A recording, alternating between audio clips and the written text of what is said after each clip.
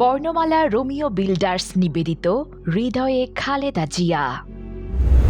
উনি যখন গত হলেন, উনি তো অনেকদিন ধরেই অসুস্থ ছিলেন। আমি ওনাকে চিনি 89 থেকেই। উনি যখন পার্টিতে জয়েন করেন, ওনার পায়ে হাঁটার একটা প্রবলেম ছিল। উনি আমেরিকাকে যান। আমেরিকাতে যাওয়ার পরে অনেক মিটিং ওনাকে নিয়ে করছি, অনেক সাংবাদিক সম্মেলন করা হয়েছে। উন থেকে ওনার ভেরি ক্লোজ আমি চলে আসি, এবং আমার যেই ব্যাকগ্রাউন্ড উনি জানতেন। আমি মুক্তিযোদ্ধা, আমি ডাকসুর এজিএ ছিলাম, আমি জাতীয়তাবাদী ছাত্র দলের সেন্ট্রালের জয়েন্ট সেক্রেটারি ছিলাম বিদেশে যাওয়ার আগে। তো ওনার সাথে মত বিনিময় করছি। উনি অ্যাকচুয়ালি ম্যাটার অফ ফ্যাক্ট একবার আমি যখন আসি 2006 সালের সামথিং লাইক দ্যাট, উনি আমাকে বলছিলেন যে তুমি ইলেকশন করবা কিনা পার্লামেন্টের। আমি বললাম যে না, আমি এখনও রেডি না, আমি টু ইয়াং। তো যার জন্য আমি আর ইলেকশন করি নাই, এবং সেটা আমার দ্বারা হয় না। তো ওনাকে আমি যতটুকু জানি, উনি ছিলেন আপসহীন নেত্রী। উনি যা বুঝতেন এবং পার্টির জন্যে যা ভালো, দেশের জন্যে যা ভালো, উনি সেটাই করতেন। কারোর সাথে আপোষ করতেন না, এবং কারো কথায় তিনি কান দিতেন না। তাকে নিয়ে আসার কারণটা ছিল অ্যাকচুয়ালি উনি যে পলিটিক্সে আসবে আমি জানতাম না। কারণ আমরা যখন জিয়াউর রহমানকে হারানোর পরে যখন এরশাদ মার্শাল্লাহ আসলো, তখন আমরা ওবায়দুর রহমান ছিল জেলখানায়, ব্যারিস্টার মওদুদ আহমেদ ছিল আমাদের নেতা, অন্যান্য ক্যাপ্টেন হালিম ছিল, শাহ আজিজ, সবাই পরে দেখলাম যে ওনারা সাথে সাথে তাল মিলিয়ে চলতেছে। আমরা যাই আন্দোলন করার জন্যে, ওনারা থাকেন। তো সুতরাং আমরা কোনো নেতৃত্ব পাইতেছিলাম না।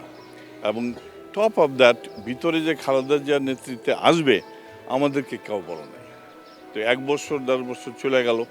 এর ভিতরে আমি নিজে ডিসাইড করলাম আমি দেশে থাকবো না, আমি দেশের থেকে চলে যাব। তাই করলাম। তারপরে আমি যখন দেশে থেকে আমেরিকাতে চলে গেলাম, তো 3 মাস পরেই দেখি যে খালেদা জিয়া পার্টির চেয়ারম্যান। তো উনি যদি যখন আমি জানতাম যে উনি চেয়ারম্যান হচ্ছে, আমাদের নেতৃত্বের দায়িত্ব নিচ্ছেন, তখন আমি কিন্তু থেকে দিতাম, আমি যেতাম না। কিন্তু আমি যখন চলে গেছি, তখন আমার আবার কাম ব্যাক করা is very tough for me. আমার কাগজপত্র হয় নাই, আমি আসবো অনিশ্চিত লাইফে আসি নাই। তারপরে আসলাম আমি 4 বছর পরে আইসা ওনার সাথে দেখা করলাম। তখন উনি আমাকে বলছিল যে তুমি ইলেকশন করবে কিনা ডাকসুতে। তাই আমি বললাম যে না, আমি আর এখন ইলেকশন করব না, আমি বিয়ে শাদী করছি, আমার ওয়াইফ আছে, আমি আর এখন আর ইলেকশন করব না। তখন থেকে ওনার সাথে যোগাযোগ করতাম, ধানমন্ডি 27 নম্বর অফিসে যাইতাম, মত বিনিময় করতাম। আমার অ্যাকচুয়ালি ওনার কিন্তু সাথে পত্রিকার ছবি আছে ওনার সাথে। তো এই থেকে ওনার সাথে আমার খুব ঘনিষ্ঠতা হয়েছে। ওনার ভূমিকা ছিল এই কারণে, যেহেতু উনি পার্টি চেয়ারম্যান, নাম্বার 2 হলো উনি হলো একজন মহিলা নেত্রী। তখনকার দিনে স্বৈরাচার এরশাদের বিরুদ্ধে কথা বলার কারো, ওনার মতো এত বলিষ্ঠ কণ্ঠ কারো ছিল না, যার জন্যে উনি জনগণের কাছে বেশি পপুলার হন। আমরা স্টুডেন্ট যারা আছে ওনার পিছনে কাজ করি, এবং সেই থেকেই উনি বোল্ড নেত্রী হিসাবে বাংলাদেশে পরিচিতি লাভ করেন। এর ভিতরে নাম্বার 1 হলো প্রেসিডেন্সিয়াল ফর্ম অফ গভর্নমেন্ট ছিল বাংলাদেশে, যেটার প্রেসিডেন্ট শাসিত দেশ চলতো, কিন্তু উনি এসে চেঞ্জ করেন পার্লামেন্টের ফর্ম অফ গভর্নমেন্ট, এবং সেই থেকে complete government change, presidential government থেকে পার্লামেন্টের ফর্ম অফ গভর্নমেন্ট। এবং উনি যা করছেন পরবর্তীতে, নিজের দলের নিজের কর্মীদেরকে দুষ্কৃতি মুক্ত করার জন্যে, নিজের পার্টিকে ক্লিন হার্ট করার জন্যে উনি র্যাব তৈরি করেন, যে র্যাপিড অ্যাকশন ব্যাটালিয়ান।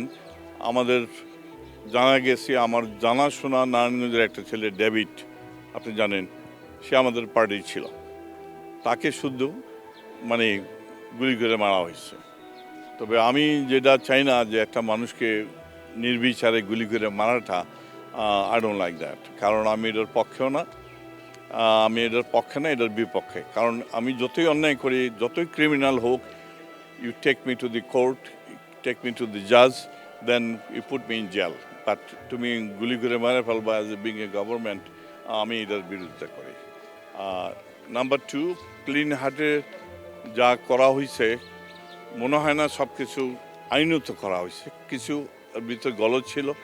এবং নাম্বার ওয়ান, এটা আমি চাই না। এবং আওয়ামী লীগের সময় যেটা হয়েছে, র্যাপিড ব্যাটালিয়ন দেওয়া, তারা তো কোনো সময়ই দেয় নাই। They kill left and right and they start cleaning heart. সুতরাং এই ধরনের অর্গানাইজেশন, স্পেশালি আমি বলবো যে RAB should be demolished, RAB should be minus and there is no RAB, there will be different way. সুতরাং এটা করা উচিত আর কি। শুনেন ভাই, সত্য কোনো দিন চাপা থাকে না। আপনি যদি সিগারেট খান, সে ধোঁয়া কোনো দিন চাপায় রাখতে পারবেন না। সত্য একদিন না একদিন বেরিয়ে আসবেই। কারণ আওয়ামী লীগের সময় যেই জিয়াউর রহমানের ব্যাপারে, স্বাধীনতার যুদ্ধের ব্যাপারে জিয়াউর রহমানের যেই অবদান, সে প্রথম যুদ্ধ ডিক্লেয়ার দিছে। আমরা পাট খেতে বয়ে রেডিওতে শুনছি যুদ্ধ লাগছে, মারামারি হইতেছে, আমি তোমাদেরকে অস্ত্র দেব, তোমরা আসা জয়েন করো। আমরা তাই জয়েন করছি। শেখ মুজিবুর রহমান কিন্তু ডিক্লেয়ার দেয় নাই যে ওই জায়গায় যুদ্ধ লাগছে, ওই জায়গায় দাও খেন্তি পাওয়া যায়, তোমরা আসো যুদ্ধ করে, এটা কিন্তু পায় নাই। উনি বারবার কইছে যুদ্ধ লাগাও, এই সেই।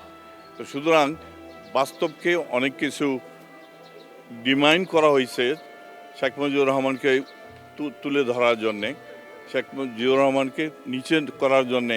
ইভেন তারা চাচ্ছিল এই চন্দ্রযুদ্ধ মাঠ থেকে জিয়াউর রহমানের লাশ সরায় দেওয়ার জন্যে। কত আস্পর্ধা, এটা ঠিক হয় নাই। এবং সত্যম আজকালকার দিনের প্রজন্ম, নেক্সট প্রজন্ম সবাই জানবে, এটা কোনো দিন চাপা রাখতে পারবে না। সদ্য সংবাদে আপনারা আশা করি সাকসেস হন, আমাদের সত্যগুলো তুলে ধরেন, এবং আশা করি বাংলাদেশের মানুষ, নতুন প্রজন্ম সব কিছু আপনাদের থেকে শিখবে। বর্ণমালা রোমিও বিল্ডার্স, জন্মই যার সৃষ্টিতে।